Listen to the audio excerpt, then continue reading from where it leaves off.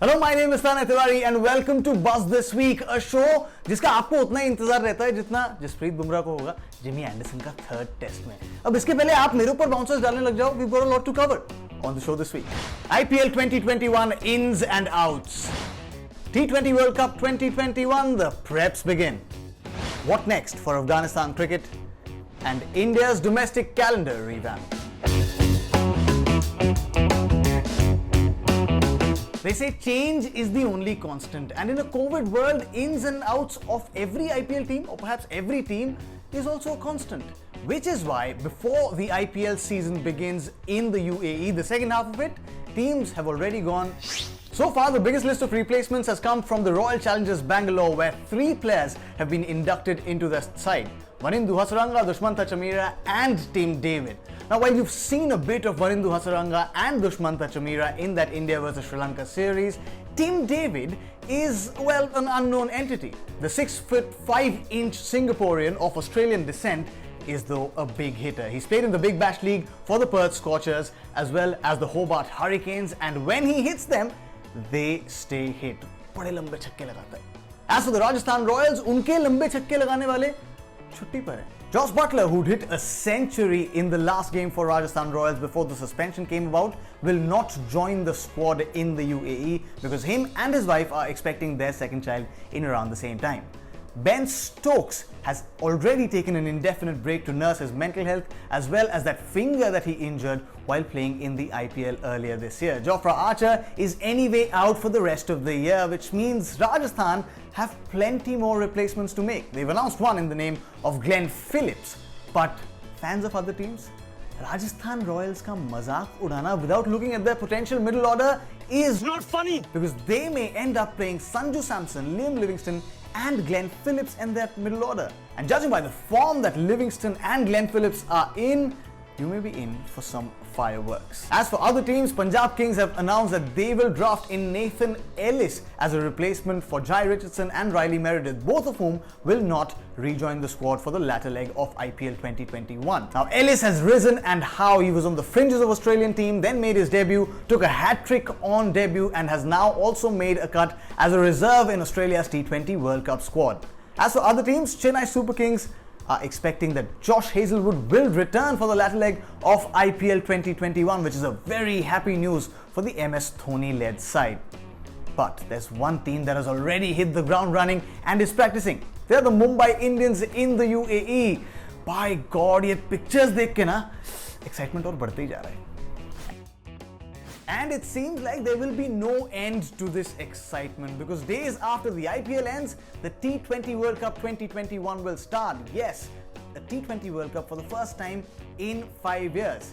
Last week, ICC announced the full schedule for the tournament, which will start with the qualifiers, and then 6 teams in each group will play the Super 12s. Here's a look at some of the key fixtures.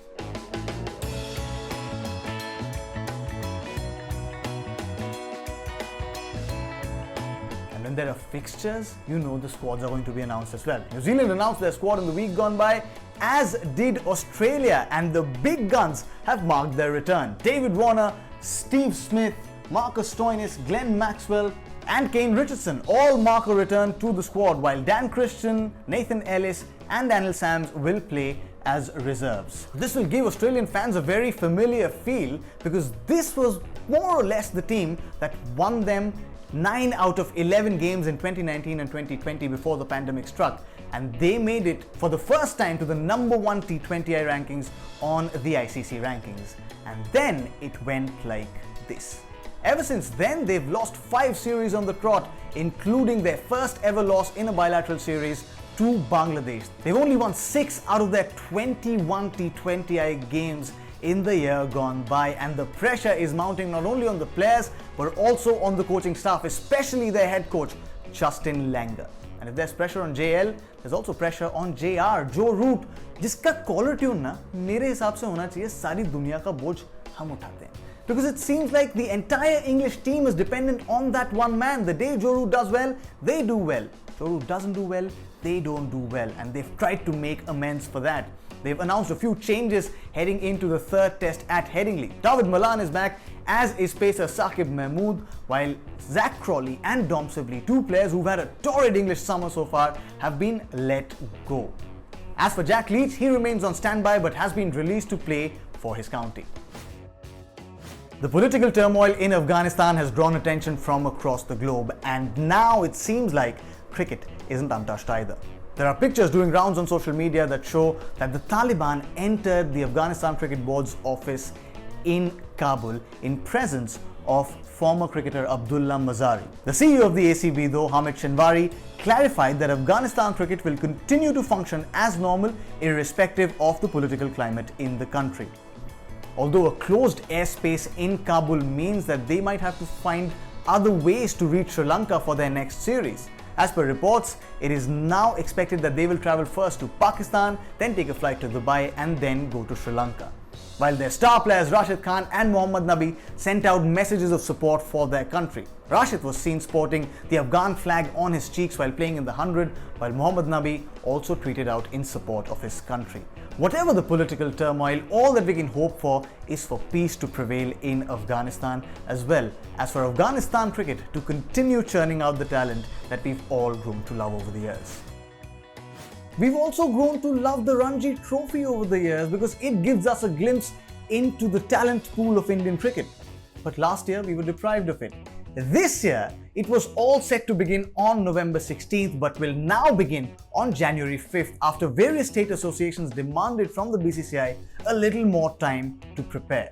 Which means that both the domestic white ball tournaments in Syed Mushtaq Ali Trophy and the Vijay Hazare Trophy will begin and end before the official first class season begins. So उम्मीद अब यही है कि और कोई complication ना आए. We really want to see the Ranji Trophy being staged and for the Indian domestic talent to put on show what they have in store for us.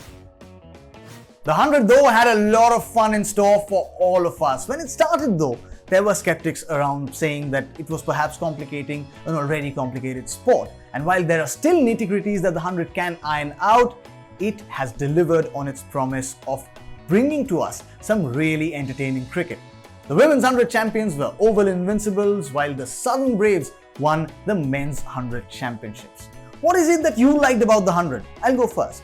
I loved the fact that they had a cut-off time. If you couldn't complete your overs within that stipulated time, you had repercussions that followed.